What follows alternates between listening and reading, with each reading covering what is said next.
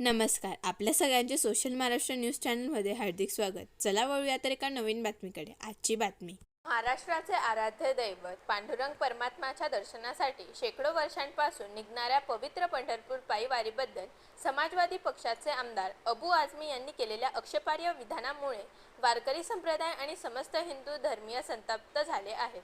आझमी यांच्या द्वेषभावनेतून आणि जातीय वादाला खतपाणी घालत दोन धर्मांमध्ये तेढ निर्माण करण्याचा प्रयत्न केल्याचा आरोप करत कान्हादेश वारकरी सेवा मंडळाने धुळे जिल्हाधिकाऱ्यांना निवेदन दिले आहे.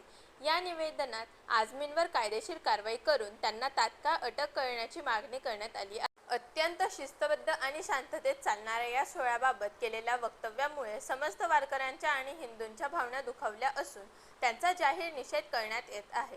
नुसती माफी मागून चालणार नाही. जोपर्यंत अबू आझमी आळंदी किंवा पंढरपूर येथे पांडुरंग चरणी नतमस्तक होऊन समस्त वारकऱ्यांची माफी मागत नाही तोपर्यंत हे आंदोलन सुरूच राहील असा इशाराही यावेळी देण्यात आला. अन्यथा राज्यभरात मोठे आंदोलन छेडण्याचा इशाराही वारकरी मंडळाने दिला आहे. आपल्या धर्मियांचं आराध्य दैवत, आमचं वारकऱ्यांचं आराध्य दैवत श्री क्षेत्र पांडुरंग पंढरपूर येथील यात्रेसाठी गेल्या अनेक शतकांपासून सुरू असलेली पंढरपूरची आळंदी आणि देहू येथून निघणारी पायी वारीची ही वारी पुण्यामधून जात असताना समाजवादी म्हणवणारा परंतु धर्मांधवादी असलेला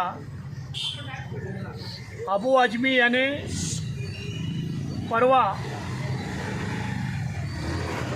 भव्य दिव्य अशी वारी बघितल्यानंतर त्याच्या पोटामध्ये पोळसूट उठला. आजपर्यंत कधी त्याला आठवलं नाही, परंतु त्याने परवा असं सांगितलं की वारीमुळे शहरातील रस्ते बंद होतात, मग आमच्या नमाजलाच का विरोध केला जातो.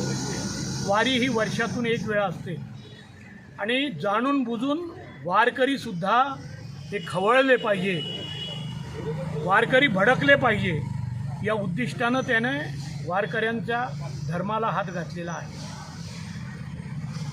जेव्हा सर्वत्रकडून निषेध उठला त्याने माफी मागितली, परंतु आम्ही धुळे शहर, धुळे जिल्हा कान्हादेश वारकरी सेवा मंडळाच्या वतीने या ठिकाणी जिल्हाधिकारी माननीय साहेबांना निवेदन देत आहोत की त्याच्यावर जातीवाचक, धर्मवाचक असा शब्द वापरल्यामुळे आणि आमच्या भावना दुखवल्यामुळे त्याला त्वरित अटक झाली पाहिजे.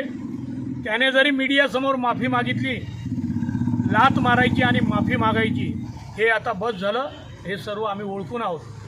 जोपर्यंत तो माऊलींच्या आळंदीमध्ये किंवा पंढरपूरला येऊन पांडुरंगाचरणी नतमस्तक होऊन जोपर्यंत माफी मागत नाही तोपर्यंत हे आंदोलनं चालू राहतील. आणि या शब्दामध्ये जर अटक केली नाही तर वारकरी हा वारही करतो आणि वारी पण करतो हे आम्ही त्यांना दाखवून देऊ. बातमी आवडल्यास चॅनलला लाईक व सबस्क्राईब करा व दररोज अशा नवनवीन बातम्या पाहण्यासाठी चॅनलला फॉलो करा. धन्यवाद.